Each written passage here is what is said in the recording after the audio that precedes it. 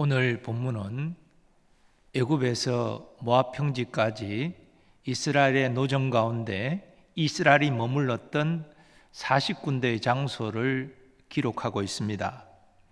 이스라엘 자손은 모세와 아론의 인도를 따라 대오를 갖춰 출애굽하였고, 광야를 지나 출애굽 40년째가 되던 해에 모압 평지에 이르렀습니다.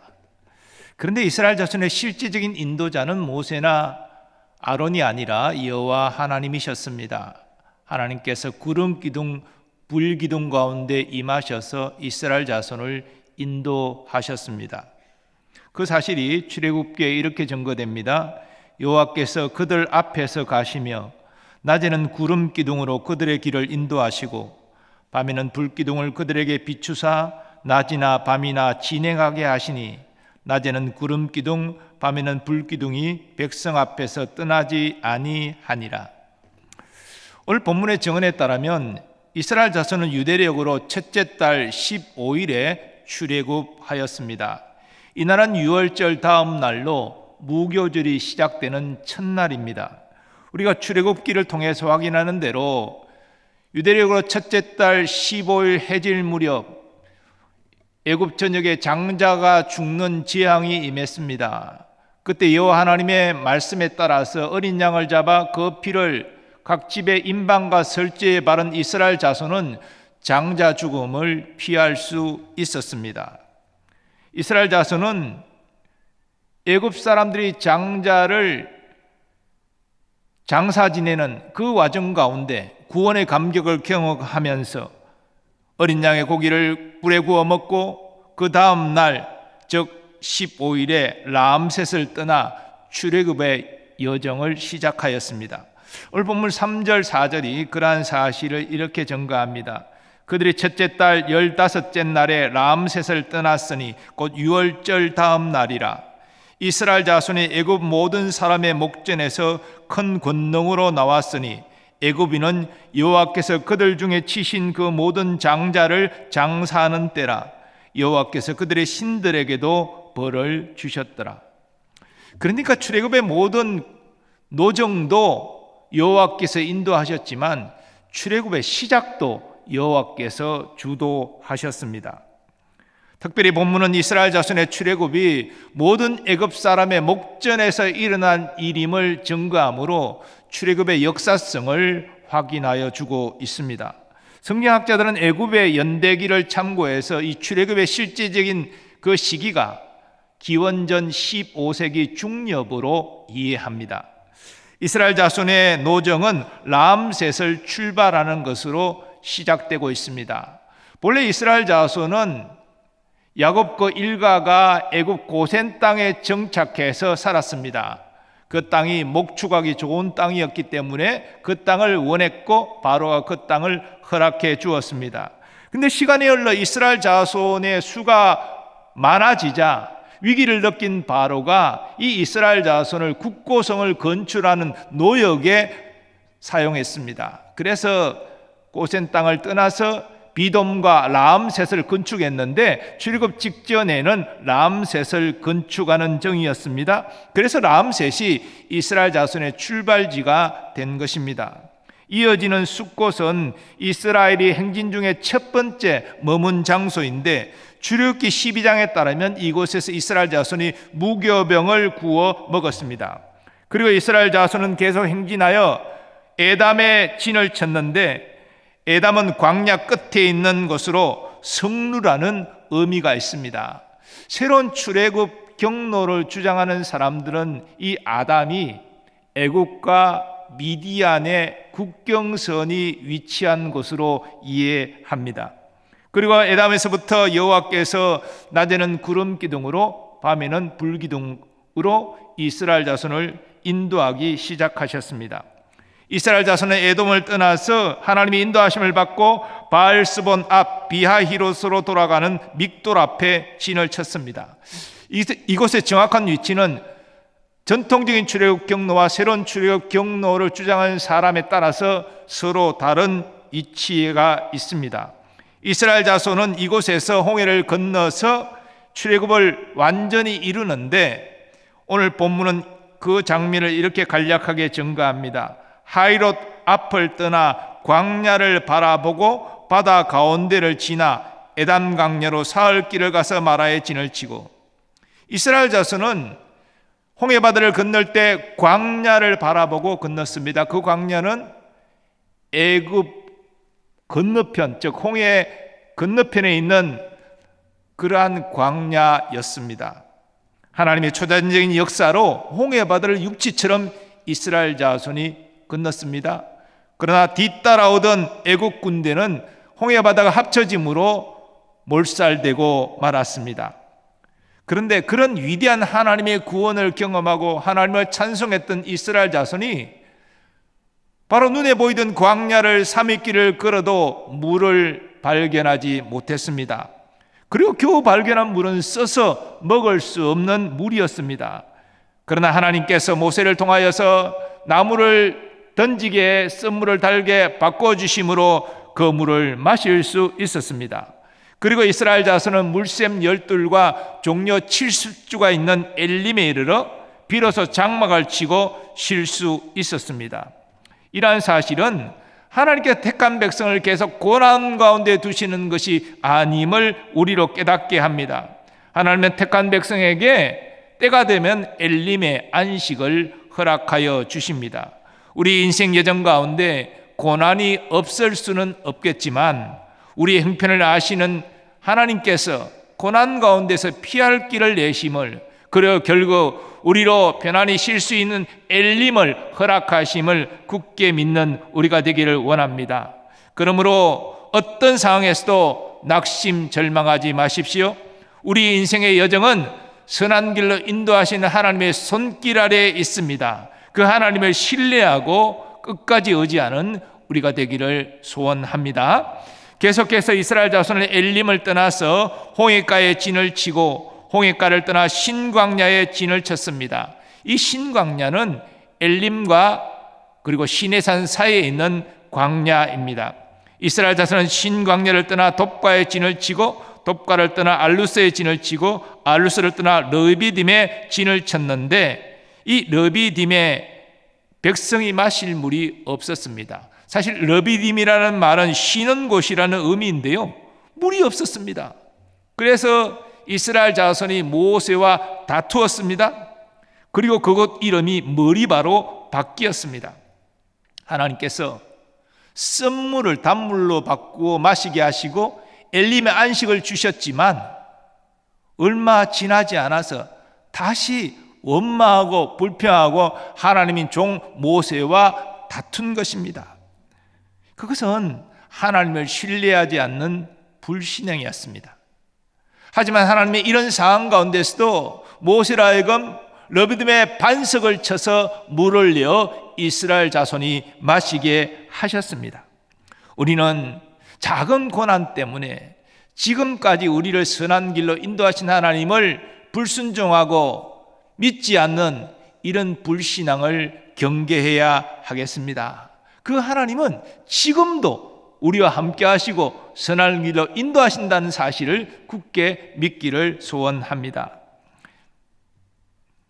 이스라엘 자손은 르비딤을 떠나 시내 광야에 이르러 진을 쳤습니다. 이 시내 광야는 시내산을 바라보는 그 광야를 의미하지요.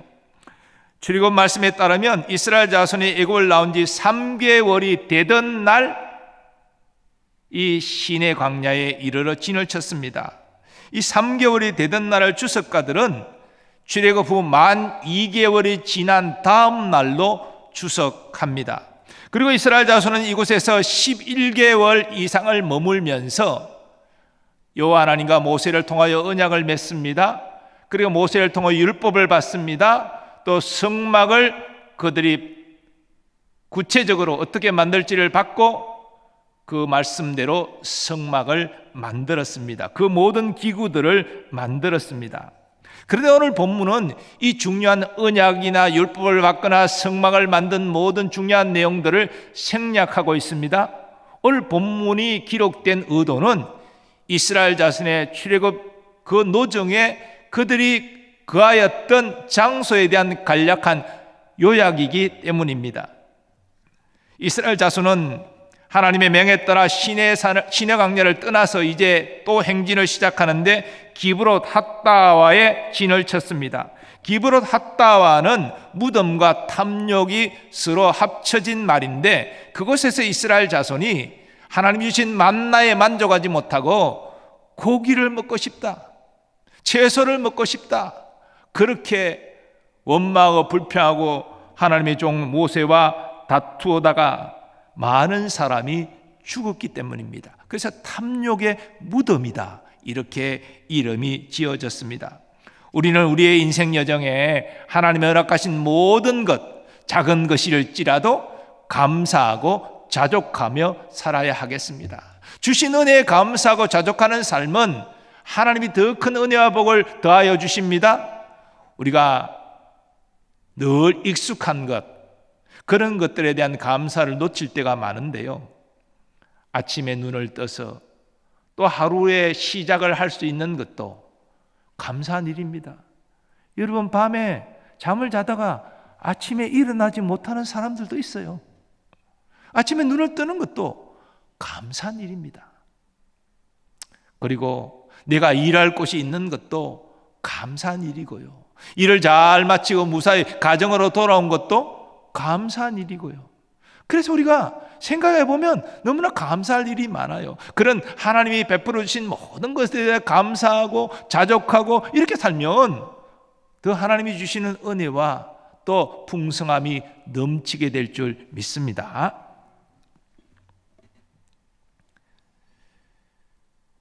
이스라엘 자손은 이 기브롯 핫다와를 떠나서 하세롯에 이제 진을 치는데, 하세롯은 모세가 구스 여인을 취한 일로 미리암과 아론의 비방을 받았던 곳입니다. 그리고 이스라엘 자손은 하세롯을 떠나 림마에 진을 쳤습니다. 여기 림마라는 지명을 주석가들은 가데스와 같거나 그 근처로 추정합니다. 이 가데스는, 신광야 가데스는 12정탐꾼을 가나안 땅에 보낸 바로 그곳입니다.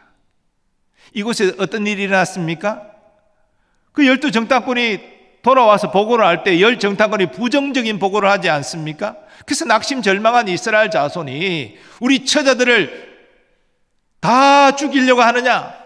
우리가 가나안 땅에 들어가다가 우리 처자와 함께 다 죽기보다는 애굽으로 새로운 지도자를 세워서 돌아가는 것이 낫겠다, 그렇게 일어났던 것 아닙니까? 이 불순종 때문에 눈앞에 있는 가나안 땅에 들어가지 못하고 광야길로 돌이켜서 출애굽 1세대 어른들이 다 광야에서 여호수아와 갈렙에 쓰러져 죽는 여정이 시작되는 것 아닙니까?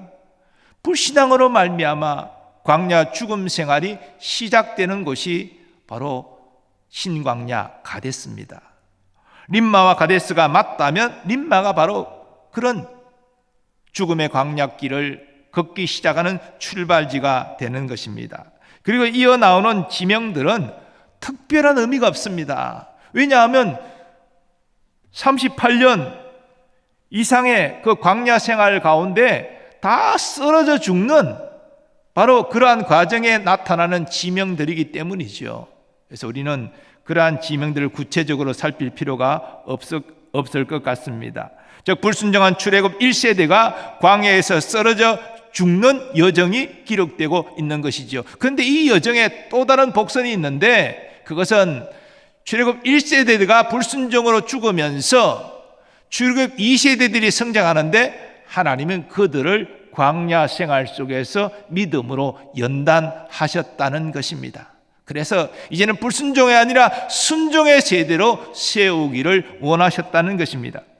이제 긴 광야 생활이 끝났습니다. 이스라엘 자손은 다시 신광야 가데스로 돌아와 진을 쳤습니다. 여기 신광야 앞에 시내산에 이르기 전에 엘림에서 지나쳤던 신광야와 한글로는 똑같지만 한자가 아니라 그 원어로는 서로 다른 지명입니다. 그리고 이스라엘 자손은 가데스를 떠나 신광야 가데스를 떠나 에돔 땅 변경에 호르산에 진을 쳤습니다. 호르산은 모세와 함께 이스라엘 자손이 이끌던 대제사장 아론이 죽어 장사된 곳입니다. 그래서 이스라엘 자손이 이곳에서 멈추어 30일을 애곡하였습니다. 그런데 40절에 흥미로운 내용이 소개됩니다. 가나안 땅 남방에 살고 있는 가나안 사람 아랏 왕은 이스라엘 자손이 온다는 소식을 들었더라. 사실 이 내용은 이스라엘 자손의 노정과 관련 없는 내용입니다. 지금 그 이스라엘 자손의 노정에 그들이 머물렀던 장소를 기록하는 이 본문에 이 40절 말씀이 필요가 없는 것이죠. 그런데 왜 민수기 저자는 이 내용을 굳이 집어넣었을까요?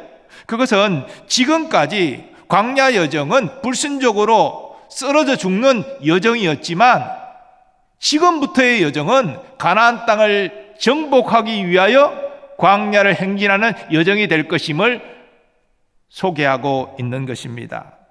오늘 본문에 증거되지 않지만 이곳에서 출애굽 2세대와 아랏 왕이 이끄는 그의 백성과 싸움이 있었습니다. 이 가나안 족속과의 첫 전쟁이지요. 가나안 아랏 왕의 선제 공격으로 이 전쟁이 시작되었지만 여호와 하나님을 의지하고 서운했던 이스라엘 자손이 그들을 쳐서 승리할 수 있었습니다. 이 싸움의 승리로 이스라엘 자손은 가나안 족속에 대한 막연한 두려움을 극복했을 것입니다. 이전에 열정탐꾼의 보고를 듣고 출애굽 1세대들은 장대한 거인족들, 견고한 성읍과 철병거를 갖춘 저들과 싸우면 도저히 이길 수 없다라는 두려움에 사로잡혔지만 이 아랏 왕과 그의 군대와 싸워 승리한 이스라엘 자손은 가나안 족속 별거 아니다. 하나님이 함께 하시면 우리가 얼마든지 이길 수 있다. 그 전쟁의 승리로 그런 자신감을 갖게 된 것입니다. 그리고 이스라엘 자손은 호로산을 떠나 에돔을 남쪽으로 우회하여 요단강 동편 모압 평지까지 북상하는 여정을 진행했습니다. 이 여정 가운데 머물렀던 곳도 자세한 설명 생략하겠습니다. 이스라엘 자손이 그렇게 해서 도착한 최종 목적지는 48절에 기록된 대로 모압 평지입니다. 아바림 산을 떠나 여리고 맞은편 요단강가 모압 평지에 진을 쳤으니, 그림자를 잠깐 보시면 저기 여리고가 빨간색으로 표시되어 있고 그 오른쪽에 갈릴리호수와 사해바다를 연결하는 요단강이 표시되어 있습니다. 그 요단강 동편이 바로 모압 평지인 것이죠. 여리고 건너편, 요단강 동편이 모압 평지로 여러분 위치를 이해하시면 좋겠습니다. 그런데 이스라엘 자손이 당시 진쳤던 모압 평지는 풀이 많은 초원지대였습니다. 그래서 르우벤 지파 갓 지파가 가축이 많았기 때문에 그 땅을 차지하기를 원해서 모세에게 그 땅을 기업으로 줄 것을 요청한 것입니다. 그러나 모압 평지는 하나님이 약속하신 가나안 땅이 아닙니다. 이스라엘 자손은 요단강을 건너서 가나안 땅을 점령할 사명을 남겨두고 있었습니다. 오늘 본문에서 하나님이 이스라엘 자손을 출애굽부터 시작해서 모압 평지에 이르기까지 인도하셨음을 증거하고 있습니다. 이것은 우리 인생 여정에도 그대로 적용할 수 있습니다. 하나님이 이스라엘 자손을 약속의 땅 가나안 땅으로 인도하시는 것처럼 이 가나안 땅이 예표하는 천국으로 우리를 인도하고 계시다는 것입니다. 그렇다면 우리는 오늘 본문을 통해서 하나님이 인도하시는 인생길에 우리가 유의해야 할 어떤 중요한 영적 원리를 깨닫고 또 적용할 수 있겠습니까? 첫째로 주님은 하나님의 말씀에 순종하는 것이 중요하다고 말씀하십니다. 오늘 본문 2절에 이 원리가 잘 나타나 있는데요, 모세가 여호와의 명령대로 그 노정을 따라 그들이 행진한 것을 기록하였으니 그들이 행진한 대로의 노정은 이러하니라. 즉 모세가 자기 임의로 이스라엘 자손을 광야 노정 가운데 인도한 것이 아닙니다. 12지파 지도자들과 모여서 회의를 해서 이번에 여기를 가고 다음에는 저기를 가서 진을 치고 이렇게 회의 결과로 이스라엘 자손을 인도한 것이 아닙니다. 모세는 하나님의 명에 따라서 순종하여 이스라엘 자손을 인도한 것입니다. 우리 나그네 인생길에도 이러한 원리가 적용됩니다. 하나님은 하나님의 말씀으로 우리를 인도하시는 줄 믿습니다. 하나님의 말씀은 진리입니다. 하나님의 말씀이 성경은 우리의 신앙과 행위의 정확무한 법칙입니다. 그래서 우리가 하나님 말씀인 성경 말씀에 순종하는 것은 하나님의 인도하심에 순종하는 것이 됩니다. 기억하십시오. 하나님은 그 어떤 다른 것으로 우리를 인도하는 것이 아니라 하나님의 말씀인 성경 말씀으로 우리를 인도하십니다. 그래서 우리가 이 성경 말씀에 순종할 때에 하나님의 선한 인도하심을 경험하게 되는 것입니다. 우리 인생길 첫 번째 중요한 원칙은 하나님의 말씀, 성경 말씀에 순종하는 것입니다. 두 번째로 주님은 우리 인생 여정이 하늘에 기록되고 있음을 유의하라 말씀하십니다. 오늘 본문에서 이스라엘 자손의 광야 노정이 그 구체적인 머물렀던 장소가 기록된 것은 하나님의 명에 따라서 모세가 기록하였기 때문입니다. 마찬가지로 하나님 우리 인생 여정을 기록하고 계십니다. 우리가 하나님 앞에 잘한 일도 기록하시고 또 우리가 하나님 앞에 잘못한 일도 기록하십니다. 요한계시록에 보면 우리의 모든 행위를 기록하는 책이 있음을 증거하고 있습니다. 자, 그런데 우리가 하나님 앞에 부끄러운 일, 범죄한 일, 이런 일들은 우리가 진심으로 회개하면 하나님께서 기억지 아니하신다고 말씀하고 계시기 때문에 그 책에서 지워주시는 것임을 깨닫게 되는 것이죠. 그래서 여러분, 우리가 범죄한 일, 부끄러운 일, 이런 일들은 회개를 통하여 지울 수가 있다는 것입니다. 우리는 언젠가 하나님 앞에 서서 이 땅 우리가 행한 대로 판단받게 될 것입니다. 그때 주님 앞에 악하고 게으른 종이라 책만 받는 것이 아니라 착하고 충성된 종이라 칭찬받는 우리가 되기를 원합니다. 그렇다면 우리가 어떻게 해야 되겠습니까? 하나님 앞에 거룩한 자로 살기를 힘쓰시기 바랍니다. 지금 한국교회가 위기인 이유는 거룩함을 상실했기 때문입니다. 제가 어제 리미식 원로 목사님 한교총에서 목회자 대상을 이렇게 수여하는 그러한 수상식에 우리 교우들과 함께 강신 원로 목사님 모시고 다녀왔는데요. 근데 중요한 이제 행사를 하나 하는데 우리가 지난 시간보다 앞으로 어떻게 한국교회가 나갈 것인가, 그것에 대해서 소위 교계 오피니언 리더 30명을 택해서 설문조사를 한 결과를 발표했습니다. 한국교회 앞으로 뭐가 가장 중요한가? 무엇을 갖춰야 되는가? 첫 번째가 여러분 뭐인지 아십니까? 절대적으로 높은 응답이 도덕성의 회복이었습니다. 우리 교회 자체 내에서도 지도자들이 먼저 생각하는 것은 도덕성의 회복이 가장 선결 과제이다라고 인정한 것이죠. 세상에서 교회를 바라보는 교회의 문제점, 비도덕하다는 것이죠. 그 일치하고 있습니다. 우리가 거룩하다는 건요, 하나님 말씀 따라 순종하는 거룩함을 말하는 것인데 이것이 바로 도덕성의 회복이에요. 교회가 도덕성을 인정받지 못하고 있다, 이 참 부끄러운 일 아닙니까? 사실은 성도들이 부도덕해서 교회가 대사의 신뢰를 잃은 것이 아니라 교회 지도자들의 부도덕성이 세상에 알려지면서 세상에 그런 조롱을 받는 것 아니겠어요?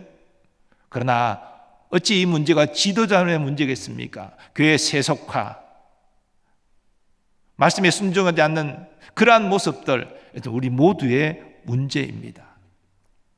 그래서 거룩함을 회복해야 하나님의 칭찬받는 거예요. 뿐만 아니라 주님이 맡겨주신 사명이 있습니다. 가장 중요한 사명은 역시 복음 증거 사명이죠. 거룩함과 복음 증거 사명을 잘 감당해서 주님 앞에 설 때에 착하고 칭송된 종이라 칭찬받는 우리 모두 되기를 간절히 소망합니다. 기억하십시오. 우리의 모든 삶은 하늘에 기록되고 있습니다. 하나님 우리가 행한 대로 판단하시고 책망 또는 칭찬하실 것입니다. 그때 주님 앞에 칭찬 듣는 우리 모두 되기를 간절히 소원합니다. 세 번째로 주님은 인생의 고난 가운데 믿음으로 기도하고 인내하라 말씀하십니다. 사실 오늘 광야 노정을 기록하고 있지만 애굽에서 가나안 땅으로 가는 빠른 길이 있습니다. 장사꾼들이 다니는 그런 도로죠. 그런데 성경에 보면 그 도로는 블레셋이 길목을 지키고 있기 때문에 이스라엘 자손이 출애굽해서 블레셋에 가면 그때 철병기로 무장했던 강력한 블레셋의 공격을 받고 가나안 땅 갈 생각 안 하고 그냥 우리 애굽에 머물자, 그렇게 할 가능성이 높았다는 것입니다. 그래서 광야길로 하나님이 이스라엘 자손을 인도하셨는데 이 광야길로 인도하시는 또 다른 중요한 목적이 있습니다. 그것은 믿음이 약한 이스라엘 자손의 믿음을 연단하시기 위함입니다. 앞에도 말씀드린 대로 이 홍해 기적을 경험한 이스라엘 자손, 죽여가는 애굽 군대가 몰살된 이 하나님의 구원을 경험하고 하나님을 드높이 찬송했습니다. 하나님의 구원을 기뻐했습니다. 그런데 그 광야길 3일길에 물을 얻지 못하자 어쨌습니까? 물을 겨우 얻었으나 써서 마실 수 없게 되었을 때 원망하고 불평하기 시작했습니다. 선하신 하나님을 신뢰하지 않고 낙심하고 원망하고 불평하는 것은 광야 여정 가운데 계속 일어났습니다. 그런 이스라엘 자손이었기 때문에 가나안 땅을 차지할 만한 믿음이 준비되지 않았다는 것이죠. 그래서 하나님은 이 광야 길 가운데 하나님의 역사를 그들이 경험하고 하나님을 신뢰하고 의지할 수 있는 믿음의 용사로 세워지기를 간절히 원하셨습니다. 그런데 하나님의 뜻과 다르게 출애굽 1세대들이 결국은 불순종으로 광야길에 쓰러져 죽고 만 것이죠. 그래서 하나님은 이제 출애굽 2세대들을 세워서 그들의 믿음을 연단하여 가나안 땅을 차지할 수 있도록 하나님이 이끌어 주신 것입니다. 하나님이 우리 인생길에 고난을 허락하시는 이유도 저는 같은 이유가 있다라고 생각합니다. 우리는 이 땅에서 천국의 삶을 준비하며 살아갑니다. 그 천국 생활에 걸맞는 믿음과 우리의 신앙 인격을 갖추기 위하여 우리는 훈련받고 있습니다. 그러므로 우리가 인생 가운데 여러 가지 고난을 만날 때에 하나님이 원하시는 뜻대로 믿음으로 기도하기를 원합니다. 그리고 어떤 어려움 속에서도 지금까지 선하게 나의 삶을 인도하신 하나님께서 결국은 지금의 고난도 이기게 하시고 선한 길로 인도하실 것이라는 이 믿음을 갖고 고난 가운데서도 인내할 수 있기를 바랍니다. 우리가 믿음으로 기도하고 소망 가운데 인내하면 하나님이 반드시 좋은 것으로 응답하여 주실 것입니다. 우리 인생을 가장 선한 길로 인도하여 주실 것입니다. 어떤 시인은 인생을 한 번도 가보지 못한 광야를 걷는 것과 같다라고 말했습니다. 한 번도 가보지 않는 광야, 그 앞에 어떤 어려움이 도사하고 있는지 미리 알 수 없는 그 광야, 그 길을 걷는 것과 같다는 것이죠. 그런데 우리 인생길 우리 혼자 걸으면 큰일 날 거 아닙니까? 하지만 우리 혼자 걷는 것이 아닙니다. 우리 여호와 하나님께서, 우리 예수님께서 우리와 함께 걷고 계십니다. 어떤 어려운 순간에도 나와 함께 걷고 계신 주님을 바라보는 우리가 되기를 원합니다. 그럼 하나님 우리를 어떻게 인도하십니까? 말씀드린 대로 성경 말씀으로 우리를 인도하시는 거예요. 성경 말씀은 하나님이 어떤 분인지를 우리에게 가르쳐 줍니다. 우리 구주 되신 예수님이 누구시고 우리를 위하여 어떤 일을 하셨는지, 그분을 믿을 때 어떤 일들이 일어나는지 성경은 우리에게 증거해 줍니다. 그리고 예수 그리스도 안에서 승리하는 삶이 어떻게 행하는 삶인지를 또한 우리에게 가르쳐 줍니다. 그 말씀을 순종하여 살아갈 때 우리도 인생의 승리자로 살아갈 수 있는 것입니다. 그리고 우리의 삶의 발자국 하늘의 책에 기록되고 있음을 기억하시기를 바랍니다. 우리가 순종하면 주님을 배울 때 우리는 칭찬과 상급을 받게 될 것입니다. 그러므로 우리가 하나님께 순종하고 있다면, 하나님 말씀에 순종하고 있다면 어떤 어려움이 온다 할지라도 낙심전망할 필요가 없습니다. 내가 순종하고 있다면 하나님은 나의 순종을 아시고 지금 나와 함께하고 계시고 나에게를 결국은 선한 길로 인도하여 주실 것이기 때문입니다. 그래서 제가 늘 말씀드린 대로 우리의 인생의 위기에 하나님의 선하심이 의심되는 순간에 뭘 기억하라 그랬습니까? 예수 그리스도를 기억하라는 거예요. 하나님께서 가장 귀한 독생자를 나를 위하여 아끼지 않고 희생하지 않으셨습니까? 가장 귀한 것을 하나님은 이미 나를 위하여 주셨어요. 가장 귀한 것을 주신 하나님이 왜 나를 돕지 않겠습니까? 내게 필요한 것을 왜 주지 않겠습니까? 그래서 우리가 가장 어려운 순간에 그 하나님의 분명한 살아의 증거이신 예수 그리스도를 생각하고 예수 그리스도를 의지해야 된다는 것이죠. 하나님 우리의 길을 인도하십니다. 가장 좋은 길로, 가장 완전한 길로 인도하십니다. 그것을 신뢰하는 것이 살아있는 우리의 믿음이 될 것이고, 그 믿음을 통하여 하나님의 가장 선하신 역사를 우리는 경험하게 될 것입니다. 오늘 이 자리에 계신 모든 분들에게 하나님의 선하신 인도하심, 가장 완전한 길로 인도하시는 하나님을 경험하고 하나님을 찬송할 수 있기를 간절히 소망합니다. 아버지 하나님, 우리의 길을 인도하심을 믿습니다. 하나님의 말씀인 성경 말씀으로 우리를 인도하십니다. 어떤 상황 가운데서도 하나님 낙심절망하지 말게 하시고 우리의 모든 행동 하나하나 하늘의 책에 기록되고 있음을 기억하고 믿음으로 기도하고 소망 가운데 인내함으로 가장 선한 길로, 가장 완전한 길로 인도하시는 하나님을 경험하게 하여 주옵소서. 예수님의 이름으로 기원하옵나이다. 아멘.